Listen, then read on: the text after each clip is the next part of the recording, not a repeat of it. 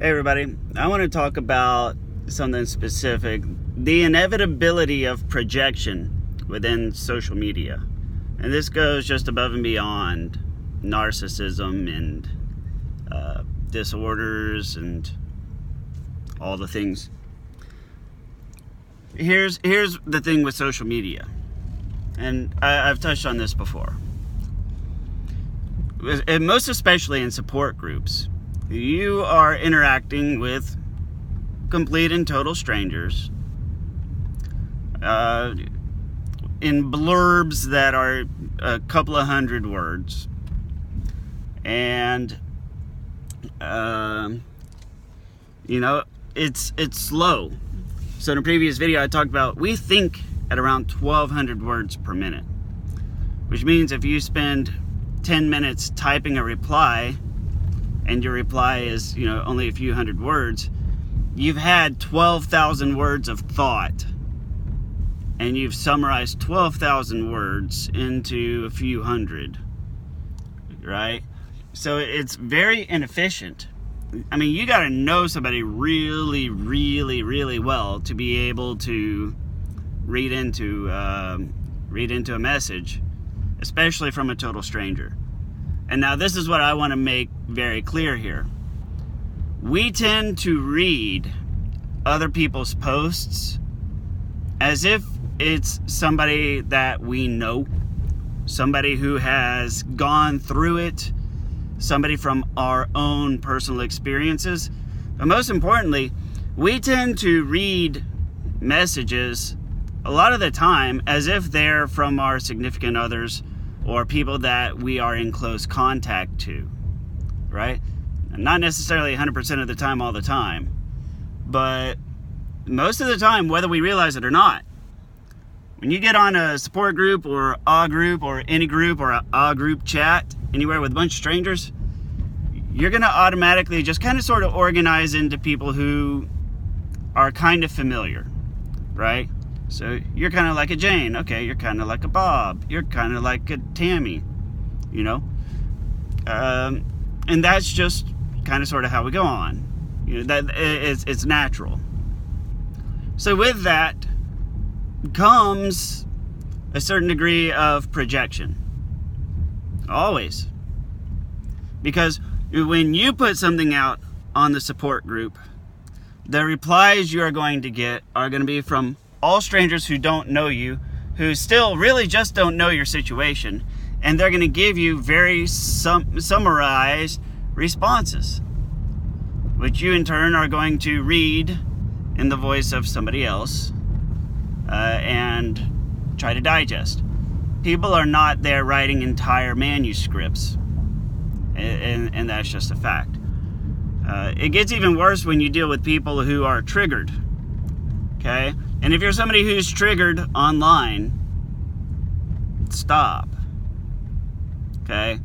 Especially if you're in a support group or just anywhere on social media and you read what somebody said to someone else that isn't you, it's not your business. They weren't talking to you. Don't butt in. That's kind of sort of a big deal in support groups. I see this happen a lot where people are sounding off and giving advice and, random person over there doesn't like your advice. And they're going to go and they're going to chime in on it because now they're triggered. And that means it's okay. And no, it's not. It's really not. So, yeah, projection is par for the course when you're dealing with support groups. Plain and simple. What else is par for the course? Misunderstanding, lack of detail, lack of information, and generally people getting it wrong. There has to be an acceptable level of these things on the internet. Simply put, if somebody gives bad advice, then they probably misunderstood, or their projection of the situation differs from your projection of the situation. So don't sweat it. because the one thing everybody forgets, it's up to the original poster, the OP as commonly put. It's up to the OP to read all the replies that they get, and then they're the ones, ultimately, who determine what's useful and what's not useful. They're the ones who determine, I don't have anything else. Yeah, they're just the ones who determine whether or not it's useful for them. It's not up to you to determine if somebody else's advice is going to be useful. You're now talking about stranger number one's advice probably will not work for stranger number two's advice because I don't know either of them. Does that make sense? We all know somebody who trolls. We all know somebody who goes replying in on something as if it's their business, as if they were being talked to, but they weren't.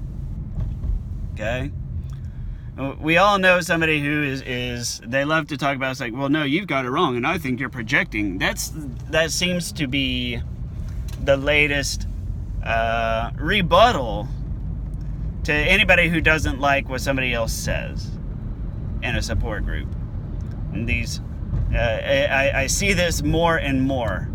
It seems to be a growing trend in support groups, where when you get, Captain Threadjacker coming in, telling other people that they're wrong, or that their advice is bad, and you say, well, I mean, it's just based on my own experience.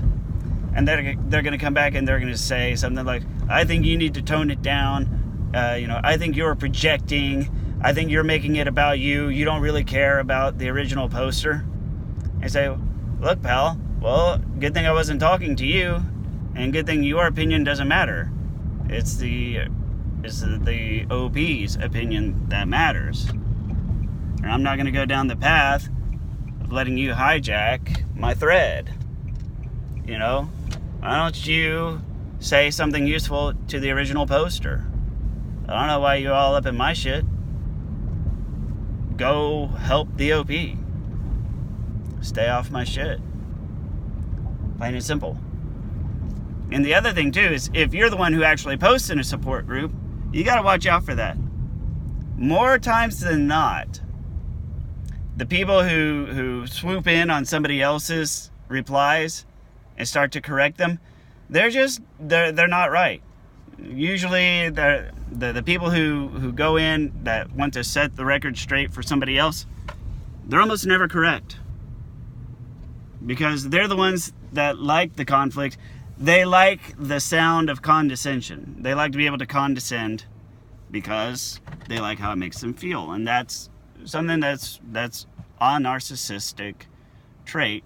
Whether or not they're a narcissist or NPD, it doesn't really matter. You can you can do things narcissistically and be a perfectly normal person. Condescension is one of those.